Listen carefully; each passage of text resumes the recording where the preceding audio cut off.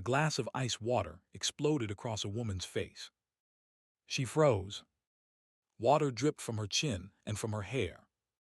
A man's laughter cut through the diner, sharp, mocking, loud enough that two booths went dead silent. He stood up. He pointed at her.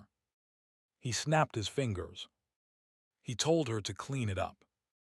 Then he threw a napkin in her face. She bent down to pick up the broken glass, and her hand was shaking hard. 26 people watched. Not one of them moved. Not one of them said a word. But at the counter, on a stool by the door, a man in a worn leather vest set down his coffee. The patch on his back read Hell's Angels. And his name was Dutch Calloway. What he did in the next 90 seconds turned every silent witness into a believer. Stay with me on this one. 3 hours earlier, the diner had been quiet. Maggie Pierce tied her apron at 4 in the morning. Rosie's diner sat off Route 14, the kind of place that opened before the sun and closed after most folks had already gone to bed. Maggie had been working there 9 years. Double shifts, weekends, holidays, whatever Rosie needed. She was 34 years old. Single mother. Her boy Caleb was 9, and he needed braces, and the dental plan didn't cover them, and her ex hadn't paid child support since June. She did the math in her head most mornings while she set the coffee. A $400 tip week meant Caleb got his teeth fixed. Anything less, and he didn't. She wore a St. Christopher pendant under her uniform. It had belonged to her father, patron saint of travelers. He'd given it to her the week before he died, told her it was for protection on the long road. She still touched it when things got hard. By 11 that morning, the breakfast rush was done. Trucker tables emptied. A couple of regulars finishing pie at the counter. Dutch Calloway in his usual stool by the door. Second cup of coffee. Newspaper folded on the counter beside him. Dutch came in 3 days a week. Always the same stool. Always the same order. Black coffee, 2 eggs over easy wheat toast. He was a big man. Not Jim Big, the other kind. The kind that looked like he'd carried things most folks couldn't lift. Mid-50s. Gray in his beard. Vest with the patches on the back. He never made noise. Never made trouble. Tipped 20% every time and called Maggie ma'am. Rosie said once that Dutch had been overseas. Some were a long time ago. She didn't know which one, and Dutch never said. Maggie figured it didn't matter. He was the easiest customer she had. The Porsche pulled into the lot a little before noon. It came in too fast. Tires biting into the gravel. 3 young men piled out, laughing about something. Polo shirts. Boat shoes. The kind of haircuts that cost more than Maggie's grocery bill. 2 of them pushed each other through the door like fraternity boys. The third one held it open with one finger and didn't look up. His name was Trent Holloway. 22 years old. His father owned half the commercial real estate in 3 counties. He drove a Porsche because his Range Rover was being detailed. The Rolex on his wrist was worth more than Maggie's car and her mother's car combined. Maggie didn't know any of that yet. She just saw 3 customers. She smiled, told them to sit anywhere they liked, and grabbed 3 menus. They took the corner booth. Trent slid into the inside seat. He looked at the menu for about 4 seconds and dropped it on the table. "Sweetheart," he said, "what do you have that isn't drowning in grease?" Maggie kept smiling. "Cobb salad's good. Grilled chicken sandwich. We do an egg white omelet." Trent looked at his friends. The friends laughed. "Egg white omelet," he said. "In a place like this. You hear that, Connor?" Connor heard it. Connor thought it was hilarious. Maggie waited. She took the order. 3 Cobb salads, dressing on the side. 3 iced teas, no lemon, extra ice. She walked back to the counter and pinned the ticket. Dutch was watching the booth over the top of his newspaper. He didn't say anything, just watched and went back to his coffee. Maggie brought the iced teas out first. She set Trent's down carefully. "I said extra ice," he said. "There's plenty of ice in there, sir. It just settles."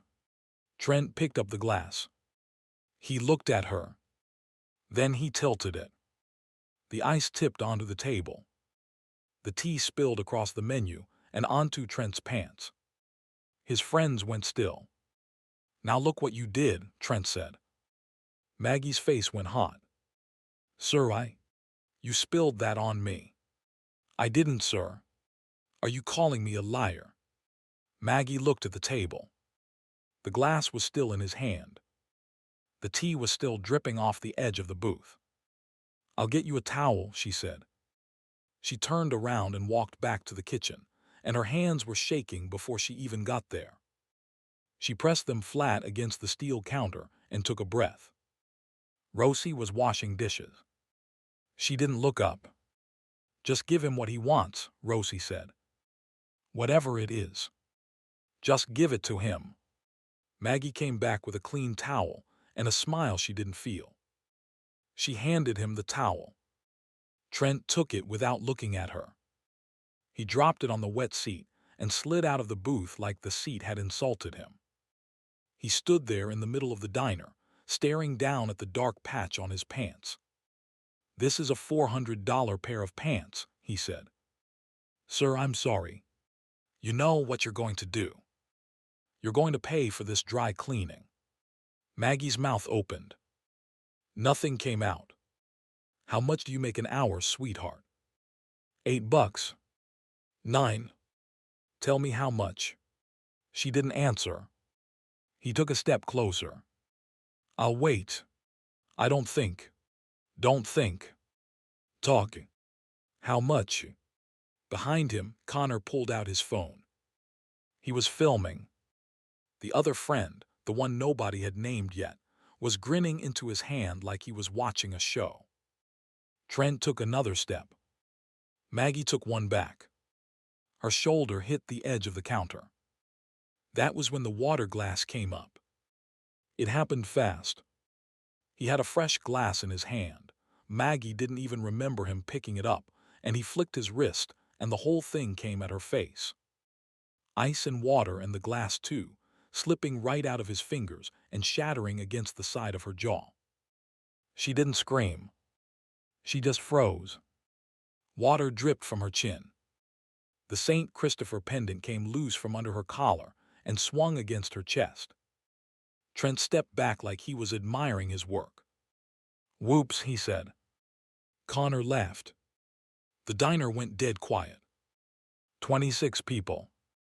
A truck driver with a forkful of meatloaf halfway to his mouth. 2 old men by the window. A young couple holding hands across a coffee cup. Rosie at the kitchen window, wiping her hands on her apron. All of them watching. None of them moving. Trent pulled his wallet out. He took out a $20 bill. He held it up between 2 fingers like he was offering a treat to a dog. "There," he said. "For the pants. And the floor. Pick it up." He let it drop. It floated down and landed on the broken glass. "Pick it up." Maggie didn't move. "On your knees, sweetheart. There you go. That's where you belong, isn't it?" Rosie's voice came from the kitchen window. Thin. Apologetic. "Trent, honey, please just let me take care of this." "Rosie. Stay out of it. My dad owns the bank that holds your loan. You understand me. Stay out of it." Rosie went silent. Maggie bent down. She didn't go to her knees. But she bent. She picked up the $20 bill with 2 fingers. Her hand was shaking so hard she had to use the other hand to steady it. She didn't look up at him. She didn't look at the room. She picked up the biggest piece of glass and laid it in her palm. A little drop of blood appeared along the line of her thumb. She didn't notice it. She stood up slowly. She walked behind the counter. She set the 20 on the register. She set the broken glass in the trash can. Then she turned the faucet on at the sink and washed her hands. Cold water over the cut. She let it run. Trent slid back into the booth. Connor was still filming. "Some service in this place," Trent said, loud enough for everyone. "You should leave a Yelp review." The other friend snorted. Maggie dried her hands on a clean towel. She wrapped her thumb where the cut was. She turned around. Her face was calm. Maybe too calm. She walked back out into the diner with the order pad. "3 Cobb salads," she said. Her voice didn't shake. "Coming up." She brought the salads out 3 minutes later. She set them down without saying anything. Trent didn't thank her. He picked up his fork. He stabbed at the salad like it had personally offended him. Took a bite. Made a face. Pushed it away. "Bring me the check," he said. Maggie nodded. Walked back to the register. Wrote up the bill. The diner started to breathe again. Slow. The truck driver finally took his bite. The old men by the window went back to their pie. Rosie disappeared back into the kitchen, and Maggie heard her crying through the swinging door, just for a second, and then the door swung shut. Dutch hadn't moved. He was on his 3rd cup of coffee. The newspaper was open to the sports section. He took a sip. He turned the page. That was it. The danger had passed. Trent had had his fun. He was paying his check. He was leaving. Maggie brought the bill to the table. Trent looked at it, took out a card, dropped it on the tray without making eye contact. She ran the card. Brought it back. He signed it. Stood up. His friend stood up. The 3 of them started walking toward the door. Maggie took a breath. The kind of breath you take when you've been holding one for 10 minutes without knowing it. Her shoulders dropped half an inch. She turned around to start clearing the booth. Her thumb still throbbed. She'd put a Band-Aid on it later. Right now, she just wanted them gone. She picked up the empty plates. The doorbell rang as Connor pushed it open. The friend whose name nobody knew followed him out. It was over. But Trent didn't go through the door. He stopped halfway. Turned back. Walked across the dining room with his keys in his hand. He came up behind Maggie at the booth. She was bent over, stacking plates. He grabbed her by the back of the neck. "You forgot to thank me, sweetheart." He shoved her forward. Her hips slammed into the corner of the table. The plates went flying. One of them caught the edge and broke clean across the floor. Maggie cried out. Her hand went to her side. "Trent, say thank you." He had her pinned against the table. His hand was still on the back of her neck. The St. Christopher pendant swung free of her collar again, and his eye caught it, and he laughed. "What is that, sweetheart?" "Jesus gonna come save you." He reached for the pendant. That was when Dutch Calloway set down his coffee.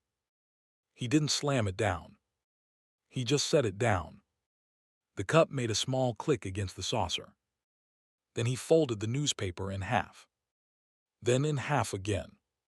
He laid it flat on the counter beside the cup. Then he stood up. "Now you got to understand something about Dutch Calloway." The man was 6'3", 240 pounds. Most of it through the shoulders. He'd been a Marine. He'd done 2 tours in Vietnam. He had hands that had done things he didn't talk about. He'd been a Hell's Angel for 31 years, and he'd seen more bar fights than most people had seen sunsets. But he didn't fight anymore. Not unless he had to. He turned around on his stool. He took one look at the booth. Took one look at the kid with his hand on the back of Maggie's neck. Took one look at the pendant. Then he walked. Not fast. Not slow. Just steady. Connor was halfway out the door. He saw Dutch coming through the glass. He stopped. The friend with no name stopped behind him. Dutch crossed the dining room in 5 steps. "Son," he said. His voice was quiet, lower than you'd expect from a man that big. "Son, you're gonna want to take your hand off that woman." Trent looked up. He saw Dutch standing there. He didn't let go. "This isn't your business, old man." "It is now. Walk away. Take your hand off her." Trent's friends were back inside. Connor's phone was up again. He was filming this too. Trent's mouth twisted into a smile. "Big mistake. Do you know who my father is?" "I don't care. My father is Marshall Holloway. He owns—" "I don't care." Trent let go of Maggie. He stood up straight. He pushed his chest out the way young men do when they think size is something you're born with. He swung. It was a wild punch. A frat boy punch. The kind a kid throws when he thinks he's seen enough movies to know how a fight works. Dutch caught it in the air. Just caught it. One hand around the wrist. Not hard. Just stopped it. Like he'd reached out to take a glass off a shelf. Trent's eyes went wide. Dutch turned the wrist. Not enough to break it. Just enough so Trent's whole body had to follow, and suddenly the kid was bent over sideways, his elbow locked, his face 6 inches above the broken plate on the floor. "Now," Dutch said, "we're gonna have a conversation. If you're still with me on this one, do me a favor. Hit that subscribe button. There are more stories like this coming, and I want you to be there for them." Now back to it. Connor was still filming. His hands were shaking. The other friend had backed all the way to the door and looked like he was deciding whether to run for it. "Stay where you are," Dutch said, not turning around. "Both of you." They stayed. Dutch looked down at Trent. Trent's wrist was still in his hand. Trent's face was red. His Rolex had slipped halfway down his arm. "What's your name, son?" Trent didn't answer. Dutch turned the wrist a 1/4 inch. Trent gasped. "Trent. Trent Holloway. Trent. You see that woman behind you?" Trent nodded. Hard to nod when you're bent over sideways. He managed it. "That woman's been on her feet since 4 o'clock this morning. She's got a son at home. She's working a double shift to put braces on his teeth. You understand me?" "Yes." "Yes, what?" "Yes, sir." "Good." Dutch let go of the wrist. Trent didn't move. He stood there bent over, breathing hard, holding the wrist with his other hand. "Now stand up." Trent stood up. "Look at her." Trent looked. Maggie was leaning against the booth. One hand on her hip where it had hit the table. The other hand on her pendant. Her eyes were wet but her chin was up.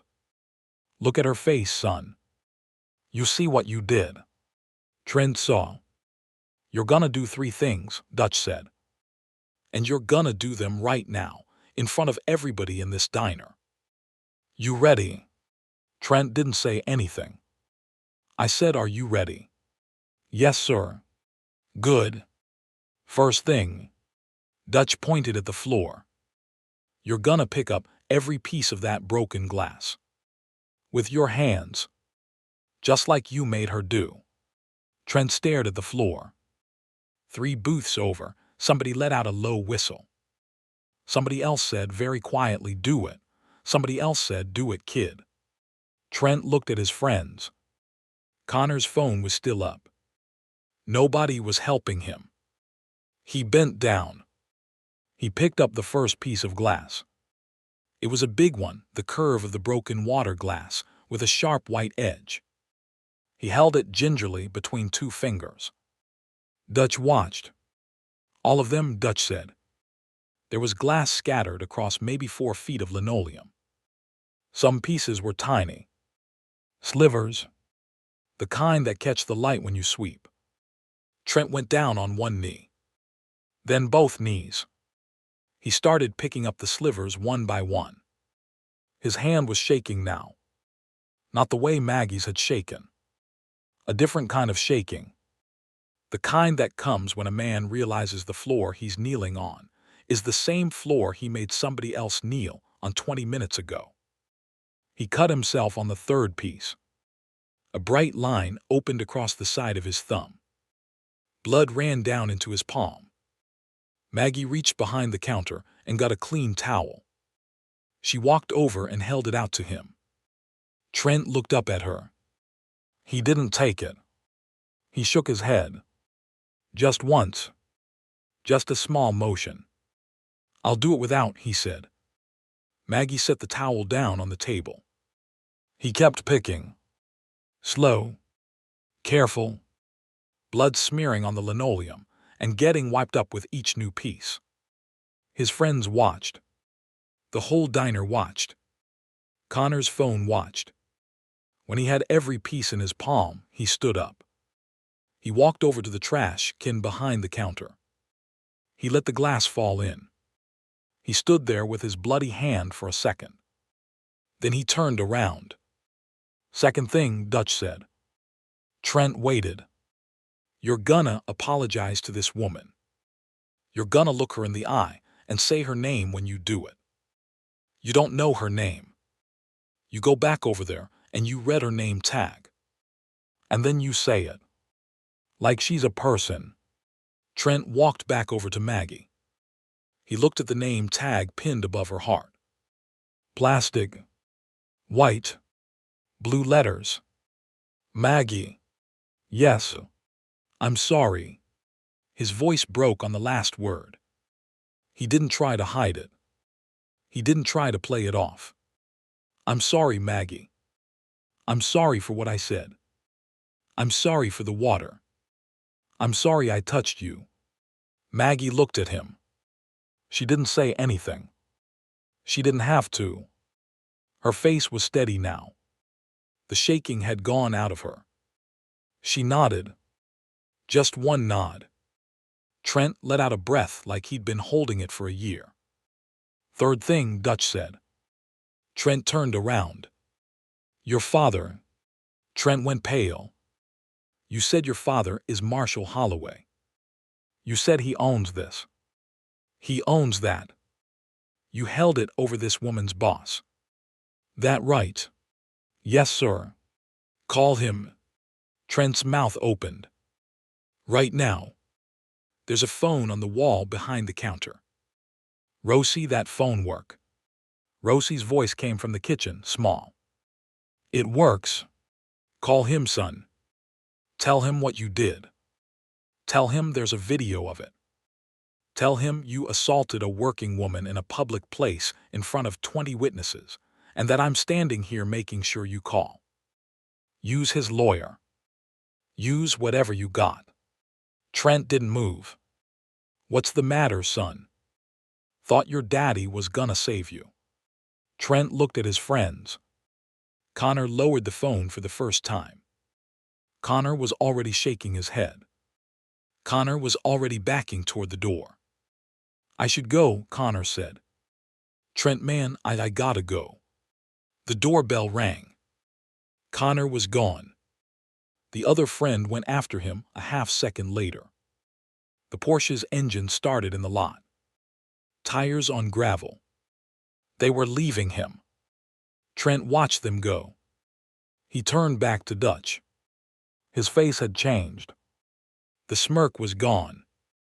The bored rich kid was gone. There was just a 22-year-old standing in a diner with a cut hand and no friends, and a video on somebody else's phone. Sir, he said. His voice was small. Please. Dutch looked at him for a long moment. Go home, Trent. Don't ever come back to this diner. Don't ever speak to this woman.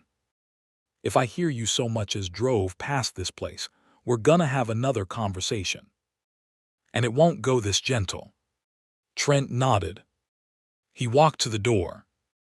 He stopped at the threshold. He looked back once at Maggie. He opened his mouth like he was going to say something else. He didn't. He walked out into the parking lot. The Porsche was gone.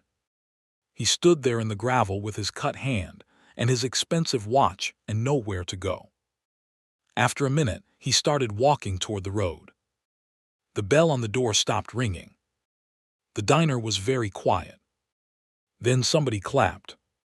It was the truck driver. One slow clap. Then another. The two old men by the window joined in. Then the young couple. Then Rosie from the kitchen window, both hands. Then everybody. The whole diner. 26 people clapping for a thing that should never have needed to happen.